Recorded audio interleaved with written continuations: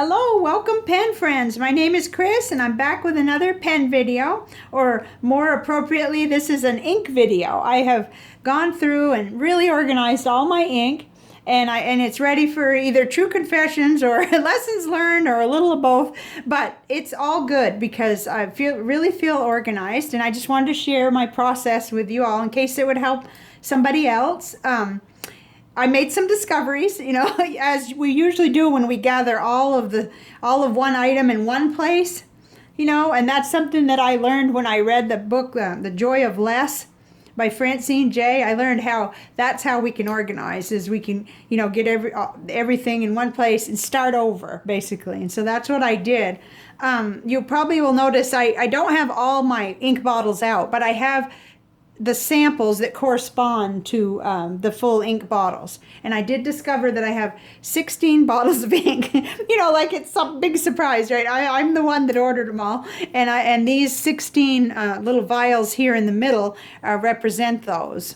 And in some cases, it's a small 30 milliliter bottle, but in other cases, it's a big one. So like the SBRE Brown.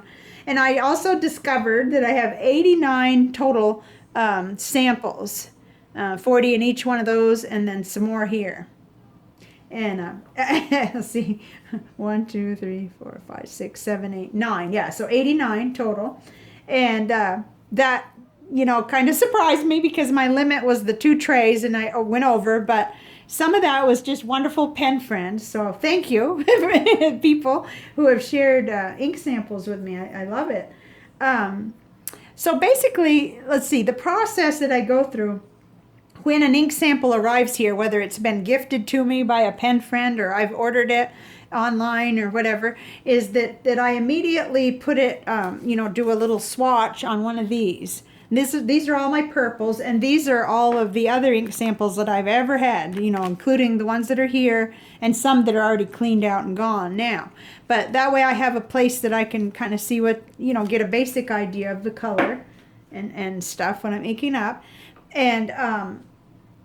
And then I do the quick lid sticker with just regular. I don't have any round ones yet, so I'm just using little, cutting from regular office labels, because that helps me quickly locate purple and blue and all of that. It's a little humid here, so a lot of times I have to re-stick them on there, but it really, really seems to help me.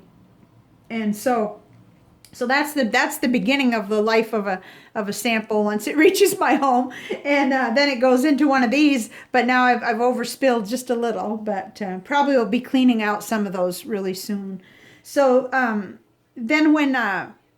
so these here, there's one for each that I have a bottle for, and I index those separately. So they go on the actual cola ring if I have a bottle, and I have 16 bottles. So I'm just going to flip real quick through those, and just, some will be familiar to you from my last video when I did a kind of an ink update. But I have the Monteverde California Teal and Noodler's Navajo Turquoise. I love that. It's so bright. Monteverde Canyon Rust. I find that shades really well, and it's really nice. Robert Oster Lipstick Red, and I'm going to tell you a story about that one in a little bit. J. Arvon 1798 Amethyst de Laurel. That's got sparkly. I'm not sure whether the camera's really going to pick that up in here. I don't think it will tonight. Monteverde Purple Rain. And this one is similar, but Sitz Cruise Knock Dark Orchid. Those are 2 of my favorites. And they actually do distinguish quite well. They're different, and they're just beautiful, both of them. And then Diamine Aqua Lagoon is still a very strong favorite. It shades so beautifully. And I'm a fan anyway of the teal turquoise family of color. Diamine Oxford Blue. So that's my only navy blue, which, there goes my bottled water. One of my, this is actually, I think this is my all-time favorite ink of all, is, I think, or at least in this category, Noodler's Black Swan and Australian Roses. I love it. But then here comes SBRE Brown, made by Diamine, but bottled in an Ackerman bottle, and I love that. But see, that's different. That's brown, and the other one's burgundy. So, and then Robert Oster Lake of Fire. I just love that ink. It's really cool. Diamine Imperial Purple, which I find to be pretty dark. on most cases, but right now I'm seeing that purple real good. But Diamine Pumpkin, I love this. I absolutely love it. I've got a little bottle this size of that. It's 30 milliliter. Noodler's Heart of Darkness. I never had to look any further for black. I love it. I use it all the time. And then Blackstone Sydney Harbor Blue. So I was noticing, let's see. I was noticing that I have a black, a green, the navy blue, the orange. Then I have 4 blues, 4 purples, and then the burgundy, and then the story, the Robert Oster Lipstick Red, and then 2 browns, well, Canyon Rust and SBRE Brown, which once I found the SBRE Brown, I'm not turning back. I love that ink. So the story on this one is this Robert Oster Lipstick Red. It's the first and only time, and it'll be the last time, that I ever just bought a bottle of ink without sampling it first, and I regretted that. I'm not going to say I hate it, but it just wasn't what I thought it was in looking at someone else's artwork that I got really excited about. And I think it will be great for art, but I don't like the way it looks in the pens that I put it into. So anyway, lesson learned. So learn from me, get a sample, because, oh my goodness, it just doesn't always look the way you thought, think. So, but that's getting ahead of myself, because I have a whole bunch of lessons learned that I kind of cultivated out of this little organization here. So if it's in a bottle, it's in here. If it's just a sample, it's here on these little things indexed. And then once I ink up a pen, most of you that know me know it goes right in here. So I've got, this is the Inky Fingers currently inked notebook. I wouldn't know what to do without it. It's just like my secretary for my fountain pen hobby. So I just love it. And thank goodness I ordered 2 when I ordered, because I'm about out of this one. This keeps me really organized, and it's a great reference to go back and see what that looked like and what it was I wrote in when it's just really good. And so this is, I beat on it awful. So, but I use it all the time. So what I really learned in doing this was, not only do I have just plenty of ink and lots of projects to do, lots of trials and experiments in different pens with different inks, what I really learned was I have a very poor system for having an ink journal where I can see really what it wrote like, and more than just, this isn't much in here. It's just a little tiny bit, and it's on a very specific paper. So where I started, I plan to use the Clairefontaine, and this is one of them here. Gosh, this is in centimeters, 16.5 by 21 centimeters, 120 pages. Okay, 60 sheets. This is what I plan to use. This is my second one. But what I ended up, how it turned out was, I wasn't using it that way. I'm using it to prepare videos, to take notes when I watch other people's videos, which I just learned so much. And I take notes in these, and it just habitually, even if I try not to, that's where I want to be taking the notes. And the other thing is, this paper, this is written with the Mont Blanc 145, and this is really good on this paper. This pen is, but not every pen I have is good on this paper. It feels as if almost like it's so dry with some of the pens, and so I wasn't really happy with it for a really good place to show what the ink looks like. So this is what I learned. I learned that I have writing samples in 3 places, in these Clairefontaines, on my Rhodia pad, and in my Leuchtturm gratitude journal, which you all have seen. It's not here right now, but it's a good reference. And yet I would really be trying to dig if one day I needed to see, how did this pen write, with the medium nib, with that ink, then I'm not going to be sure. I'm not going to have a one-stop place. And so that's what I'm planning to create with this notebook here that I ordered back before Christmas. It's a cafe notebook with Tomoe River paper. I haven't written in it yet. I kind of don't want to write in it. It's got, it's like that idea of, well, what if I regret it? What if I decide I should have used it for something else? But it's 384 pages, and it has a 7mm rule. So I really like it. So it shouldn't be sitting on the shelf. And with that many pages, it seems like it could be a forever ink journal notebook. And it's a nice small size, and yet I feel like the pages will be big enough to see. This is how it compares to the Inky currently inked. You know, it's quite a bit bigger. It'll give me room to really write, and with that many pages, seems like it would last, you know, long time for just, you know, logging in and for trying out the different inks and having a good reference so I can go back to it. So I just need to get brave and break it in, start. Right, it's not like they don't make more. If I decide I love it so much I want it for a journal, then I'll have to spend pen allowance on another one, that's all. So so that being said, the next thing I wanted to talk about was some of the lessons that I kind of got out of organizing my ink, looking at where I'm at now compared to where I was. You know, I'm almost a year and a half in the hobby, not quite, but so that first lesson was always sample the ink somehow first. Either get a little from a friend or you know, order a sample. Don't just order a bottle. That's note to self, basically. Just please don't do that again, Chris. So then another thing that I learned that I really like was I like the idea of these smaller bottles. That's why I pulled this one out. This is the Diamine Imperial Purple. But I can write a lot with 30 milliliters of ink, and this just really nice to be able to like spread my pen allowance further, to be able to get a bottle that's maybe $8, something right in that ballpark anyway, and not have all of my money put into, you know, the larger bottles. It's nice. So I'm kind of noting that to myself. And not all ink companies can I do that with, but that's something that I learned. And then like I said, the other lesson was not having a consolidated good place other than this, which just isn't quite enough. This isn't quite enough. It's just a little, and it doesn't give me a chance to really experiment on the page with how, and even to get it like I'm trying to get with the real program there and use the Q-tips to really get a good shading and look at it. I have kind of a habit of using a paintbrush because that's just how I am. But so I need that consolidated place.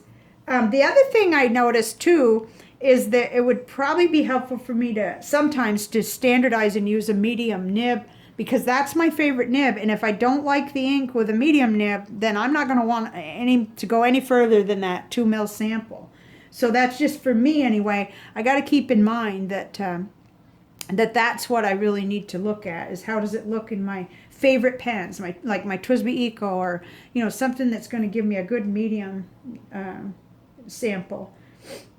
And another little mini lesson learned that could help someone who's new, who's not done the purchasing yet, is that these little things here I found at Walmart for $1.88 or something like that make an excellent ink index, and it's not $10, you know, it's under $2. So it's worth mentioning, I think, a second time. I've mentioned it in one other video too. And I'm thinking about this one as using with some of my paints that I really kind of need to see how they look. But I'm sort of, it takes me a while to pull the trigger on trying, you know, starting with a new item like this. So that was another lesson learned. But mostly I'm just really excited that I know what I have, and I'm kind of clear on that. And I've really delved into purples, and I had some other videos there where I was really getting detailed into purple, and I'm not prepared yet to do that, but I will flip through and just talk about it just really quick. The Diamine Imperial Purple. I just love that in this form in the index, but I find it really dark in most of my pens, or the way with my medium nibs anyway. And then, Monteverde Purple Rain. So happy that I found that. Now that's, you know, we're talking about purple, but gosh, it sure does look magenta. Let's see, that's the violet. I was noticing that this is another of my favorites. It's Diatramentus Magenta Violet. And so I'm kind of getting out of purple in a way, but it's still called Monteverde Purple Rain. I love that ink. It's real bright no matter what pen you have it in. No matter what, you can still kind of see that. And then this ink here, the Rohrer & Klinger Cassia, which I got saved by a pen friend today in a little care package, a surprise package I had no idea was coming, was a sample, a nice generous sample of this, and I had just run out where my pen was just almost completely out and my sample was gone. So thank you, pen friend who shall remain anonymous, but that's awesome because as dark as this appears in my medium nib Jen Hao, I love it, and it flows so well, and I was nowhere near done playing with that ink, and yet I really didn't want to buy another bottle just yet. Oh my goodness. You know, I'm kind of on a not spending right now. And then Noodler's Bay State Concord Grape. I've only experimented a little with this one, but that sure looks true purple. Nice and dark too. And then another one is KWZ Iron Gall Gummy Berry. I've got a nice big sample of that from a pen friend, and I have not put it in a pen yet. I'm not sure why, because maybe I was a little afraid of it, the iron gall part, but I know I just have to use good pen hygiene and make sure that I don't, you know, oh, this isn't an ideal ring for this stuff. Okay, and then the Diamine Amazing Amethyst. I didn't quite like that. Again, I think that's good for art. It kind of falls under kind of that muted sort of, I guess I really like brights. And that isn't bright enough for me, I guess. And then J. Arbonne 1798 Amethyst de Laurel. I remember all during Christmas writing with this in my Lamy with a fine nib, and it just sparkled and shined, and as dark as it is, it just was beautiful in my Leuchtturm for journaling. So I love that ink. I'm sort of, you know, I try not to use it for every day, but just beautiful. And then again, Sitz Krusnock Dark Orchid. I love that. I just love it, and it does look different than from the Purple Rain, even though it kind of looks similar on first glance. But I just think that that's a beautiful ink. And then Noodler's Purple. I haven't dabbled with this anywhere near enough. In fact, I bet the sample is full. I bet it's just been indexed, and so that's another potential for me to get in there and practice with that and see how it works. Monteverde Amethyst. Didn't we just see that? I'm not sure. Maybe I've got two. This ring is now I see why I had the bigger rings. But anyway, that's muted but pretty, and I know it wrote really well in the Wing Sung 3008. I know that I liked it. In fact, it's still inked up in that. Diatramentus Aubergine. I love the looks of that. Wondering why I haven't written more with that. That's one that still needs to be really tested. Diatramentus Alexander Hamilton. Boy, those two look similar in sample form, but see, there's so much more experimenting to do, really. And then this was a surprise here. I had some cartridges that I ordered back when I was a brand new newbie, and I did harvest most of those out into the bottles, into a sample vial, because I've been loading that into a pen, and I love it, the Lamy Violet. You know, at least I'm going to use it, not waste what I had bought, because I don't care for the cartridges so much in it. I'd rather use a converter. So, whoops, that's an old gizmo there. So there's more to come still on the purples, because I just seem to skip around a lot and kind of, you know, but now that I'm going to be working with what I have, you know, and consolidating and really making choices and using up some of these samples, I think I'll have more time to deal with the purple, have fun with it. So, so that's basically, I think, what I wanted to say. It's really fun when you start organizing, when you start really getting absolutely everything that's the same all in one place. Now, I didn't, like I said, I didn't drag out all the bottles because I'm organized enough to, you know, I compared and made sure I had a vial for each of those bottles, and that way they can stay safe where they are and everything. But so that's pretty much it for this video, except for I did want to do a crystal. Let's see. And I think I've got two places to look here for. I decided to go ahead and pick up the card out of the other video I just did on crystals. This is what it looks like. This is the Smoky Quartz, and I really love it. Its keywords are grounding, clarity, and calming. Wow, my cat's really ready for movie or something. She's, yes, Marble, I'll be right there. Just a minute. So Smoky Quartz on the back, here it is. It says, overall is a superb healer, cleansing and enhancing and the functioning of the physical and etheric bodies. Smoky Quartz attunes to the individual needs and is an essential tool for healers and spiritual workers. It cleanses the auric field and helps focus on blocks to growth. The energies of this stone allow us to draw down the energies of the crown chakra into the lower base chakra. It can help with grounding and realization of spiritual purpose into physical reality. Smoky Quartz releases old emotional and psychic baggage. I like that. Giving us space and energy for spiritual growth. Meditating with this crystal helps us move beyond blockages. So again, we have intention. And whenever we have intention, it's good.